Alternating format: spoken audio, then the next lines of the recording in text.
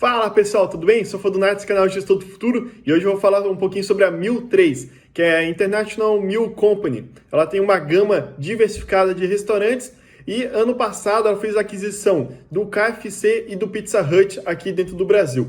Se você gosta desse tipo de conteúdo, de análise de empresas e em relação a investimentos, já vai deixando o gostei e nos siga para estar acompanhando todos os vídeos que eu venho trazendo semanalmente para você. Entrando aqui no canal do Relacionamento com o Investidor da MC, o RI, vai sair uma nota aqui dia 1 de setembro de 2020, o resultado do segundo trimestre deles. Então vamos entender um pouquinho sobre a companhia. A gente vai clicar aqui e ver as nossas marcas e a gente vai ter uma gama variada. A gente vai ter o restaurante Viena. Para quem já andou aí de avião já vai ter visto esse restaurante. Temos as batatas inglesas, temos o Olive Garden, temos o Margaret Valley, Pizza Hut, que foi uma aquisição aí, e o KFC também do ano passado. Essas são as franquias. Tem algumas outras marcas, entretanto isso não impacta tanto dentro da empresa. O número de lojas que eles têm hoje são no valor de 500, dentro deles eles têm as lojas próprias e as franquias, sendo as próprias sendo 245 e as franquias 255.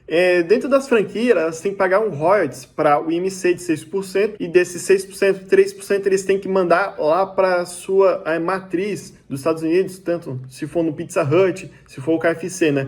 Varia um pouquinho. Só que eles ficam com esses 3%. Já nas lojas próprias, eles têm que entregar esses 6%. Então eles têm um planejamento de crescimento dessa marca, visando alguns pontos. Nos Estados Unidos, no México, Colômbia, o número de KFC, Pizza Hut, eles são maiores que o McDonald's. Quando comparados aqui dentro do Brasil, esse número é muito pequeno. Quanto o McDonald's aqui dentro do Brasil tem 1.100 lojas, aqui dentro do Brasil são apenas 433, sendo que são separadas, né? De todos os restaurantes. Digamos assim, tem 150 de KFC. Então a gente vê aí que está faltando o número de lojas. E por que eles não podem crescer demais nesse ramo? Tá vendo que a gente tem um gap grande que eles têm que trabalhar para se igualar com o McDonald's? E é esse que é o gap que se tem quando a gente investe. Opa, eu vou investir numa empresa que ela pretende crescer, ela quer chegar nesse número, principalmente aqui no Brasil. Tá, e por que elas não abrem 10, 20, 200 lojas?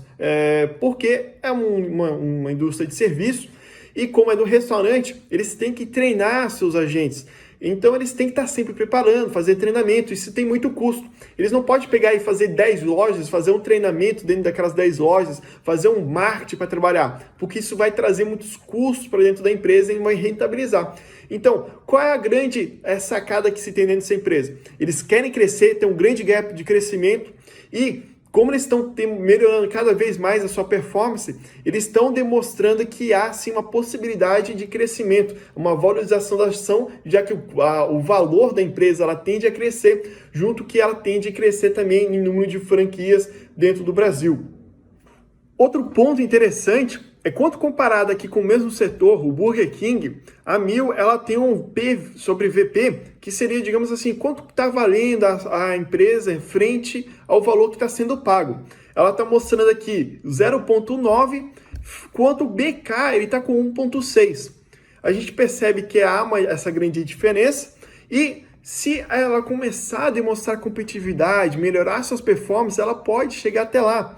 Isso demonstra que a empresa ela está, entre aspas, barata e é uma oportunidade de investimento. Então a gente está agora no canal deles aqui para ver as empresas e é só colocar o mousezinho em cima da empresa que a gente vai ver aonde ela atua, em que cidades e estados ela está. O KFC não tem em Santa Catarina e eu fico muito triste por isso. Entrando aqui na composição acionária, a gente vai ver o grupo Martins, que eles estão aí perto de 16% dentro da empresa. A gente tem o Pizza Hut e o KFC, entra aí perto de 1,5%. A gente tem o Yum Brands, o Itaú, Unibank com 22%, Midas Capital e fechando tudo isso dá 38% da empresa. Então a gente tem um free float aí de 61%, bem interessante. Então já deu para entender que o IMC é uma empresa, é uma hold administradora de restaurantes e como é uma indústria de serviço, ela sempre tem que estar melhorando o seu EBITDA, a sua performance, né? E isso que eu quero mostrar nesse vídeo. Se a empresa ela vem demonstrando crescimento nessa parte do EBITDA, tanto no resultado líquido também, e se a aquisição dessas duas marcas impactaram dentro da e IMC em resultados positivos. Como que eu estou mostrando aí agora para vocês, eles fazem até uma análise para ver como que está sendo avaliada essa parte de marketing, quanto custa para trazer um cliente para dentro da loja, o que mais vale investir. Então eles sempre estão acompanhando esses números. Para quem não sabe, o Frango Assado, uma marca aí que tem em São Paulo e em Minas Gerais, que ela sempre está dentro junto com um posto de gasolina. E esses postos de gasolina, eles são do ramo de gasolina, não para caminhão, que é diesel, né? É mais focado para essa gama de carros automotivos, movidos a gasolina, focados nesse público familiar quanto eles têm vias, como eu estou mostrando aí na apresentação institucional. Está aparecendo aí para vocês o Frango Assado, potencial de expansão e análise do mercado. E a gente vê a mancha urbana, a gente tem uma ligação até a próxima mancha urbana e assim por sequente. Então eles tentam linkar, estão tentando buscar pontos novos a fim de fazer essa instalação de novos restaurantes. Como que eles poderiam fazer? Eles não pretendem fazer a compra do local, eles pretendem comprar aquele ponto, ou seja, alugar mesmo. E é por isso que a gente vê dentro do resultado deles essa participação dos postos combustíveis. No slide 55 da apresentação institucional, a gente vai ver a receita líquida desde 2015 até 2018 e a gente tem o EBITDA ajustado acompanhando naquele gráfico de linhas. A gente pode ver que a receita líquida ela tende a acompanhar o EBITDA ajustado. Entrando aqui nos resultados trimestrais, logicamente a empresa vai ter prejuízo porque ela é do ramo de restaurantes e o Covid pegou forte nessas empresas.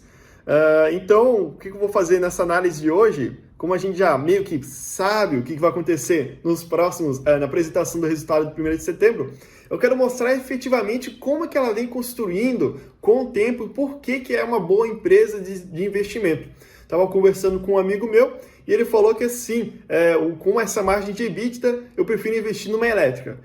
Porém, a gente tem um crescimento maior de valorização da ação quando comparado com esse gama de ações.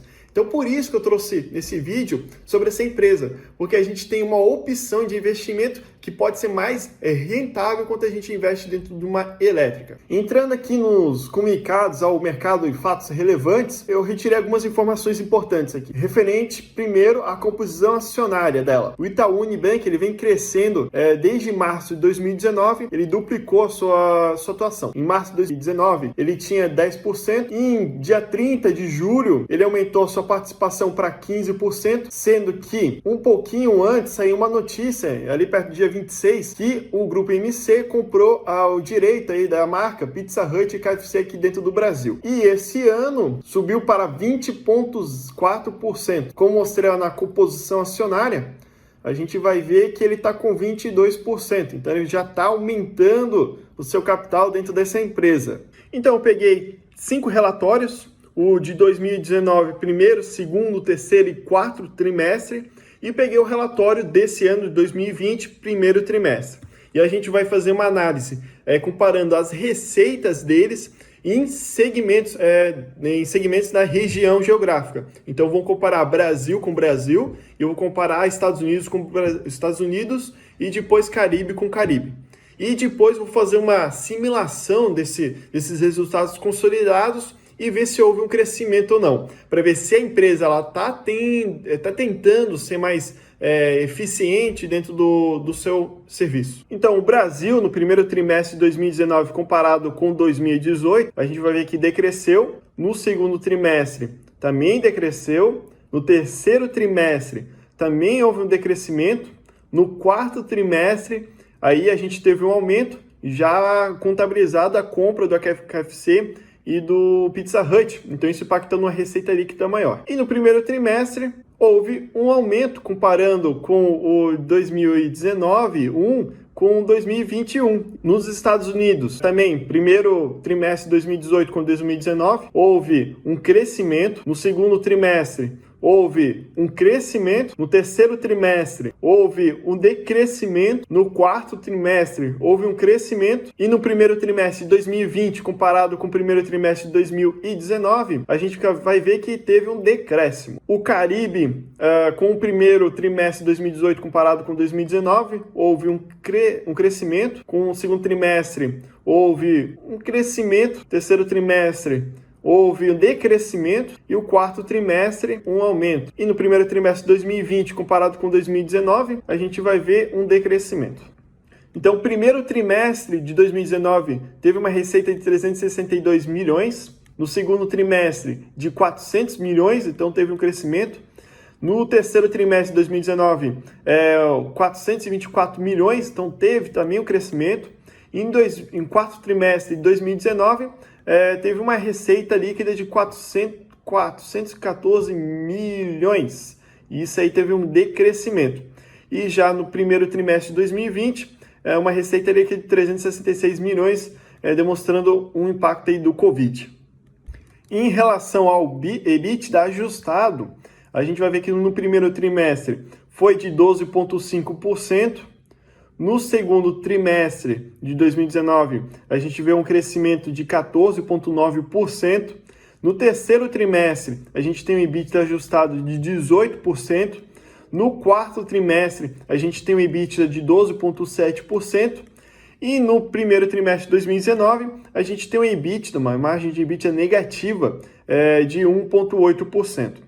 Em relação à dívida líquida, no primeiro trimestre foi de 183 milhões. No segundo trimestre foi de 180 milhões, do terceiro trimestre foi de 185 milhões, do quarto trimestre foi de 270 milhões, onde que ocorreu a compra do KFC e da Pizza Hut. E no primeiro trimestre de 2020, houve uma dívida líquida de 324 milhões. Então vamos ver agora se o número de lojas houve uma evolução frente ao tamanho da dívida, se dá uma similaridade entre as duas.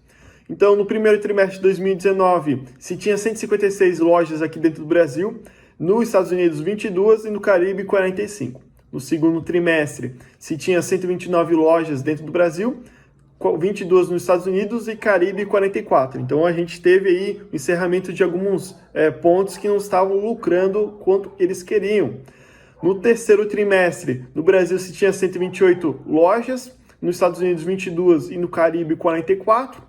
Se manteve, e no Brasil cresceu para 186 lojas, sendo que eles fizeram a aquisição aí de 30 Pizza Hut e 29 KFC. E nos Estados Unidos se manteve os 22 e no Caribe 40. Então a gente pode ver que a dívida ela acompanha quando se tem essa parte da evolução do número de lojas. E no primeiro trimestre de 2020, a gente vai ver que no Brasil se tinha 176 lojas, então eles cortaram 10 lojas aqui dentro do Brasil. No Caribe foi 39, também cortaram uma, e nos Estados Unidos continuou 22. Dentro da gama aqui, a gente vai ver que o Pizza Hut se tem 33 e antes se tinha 30, então cresceu 3. O KFC tinha 29 e foi para 35. Então, se a gente pegar esse número, eles cresceram o número de Pizza Hut e KFC e eles cortaram algumas lojas que eles tinham, alguns restaurantes que eles tinham antes. Frente a isso, dá para entender o porquê que eles têm uma dívida, o porquê esse crescimento da dívida, então está se comparando junto com o negócio. E vamos comparar agora, ver quanto tempo demora com o EBITDA deles para pagar essa dívida. Então eu vou explicar para vocês como se faz essa relação da dívida em relação ao EBITDA para ver quantos anos demora para a empresa pagar essa dívida. Então a gente vai pegar o ano que ela está, vamos dizer que a gente está falando aí a comparação de 2019. Então a gente vai somar os 4 EBITDAs, os 4 trimestres. No caso aqui de 2019, resultou em EBITDA de 177 milhões e a gente vai pegar a dívida que eles tinham no final desse ano. A dívida deles era de 270 milhões. E pegando isso, fazendo 270, que é o tamanho da dívida, dividido por 177, que é o EBITDA deles, a gente vai resultar em 1,5. Isso significa que demoraria 1 ano e 6 meses. Esse indicador aqui está um nível bom, é aceitável. E agora perguntando em relação ao resultado do primeiro trimestre de 2020, há um bom resultado? Então, para fazer essa conta, a gente vai tirar o primeiro trimestre de 2019 e colocar o de 2020. O de 2020 foi menos 20 milhões. Então a gente vai tirar o 21,4 e colocar o menos 20. Isso resultou em 137 milhões. Então, fazendo do mesmo jeito, pega a dívida líquida de 2020, primeiro trimestre, que foi de 223 milhões, e divide pelo o EBITDA somado nesses últimos 4 trimestres em questão, que foi de 137.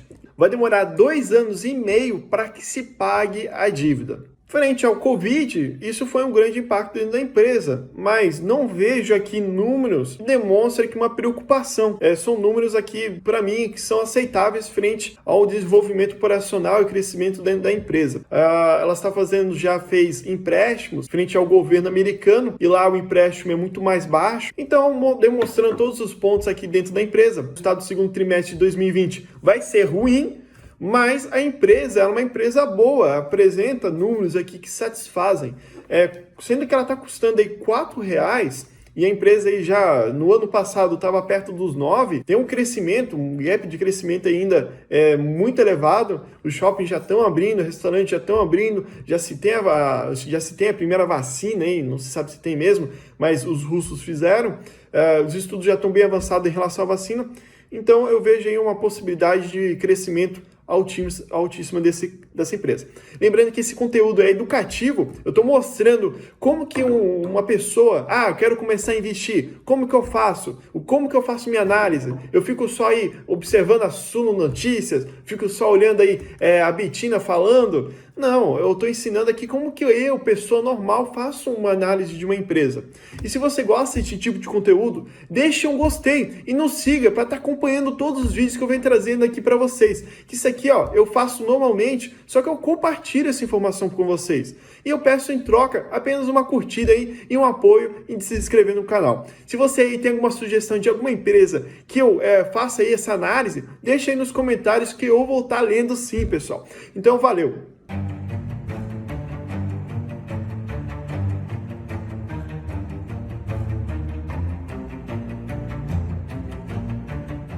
Lembrando que esse conteúdo aqui é educativo e não me responsabilizo qualquer tipo de investimento que você faça. Estou apenas mostrando o meu olhar frente a esse tipo de empresa e como que vocês também podem fazer esse tipo de análise. Não estou falando que a empresa é boa ou ruim, estou falando apenas a minha própria opinião e eu não estou falando para vocês comprarem ou fazer a venda dessa ação.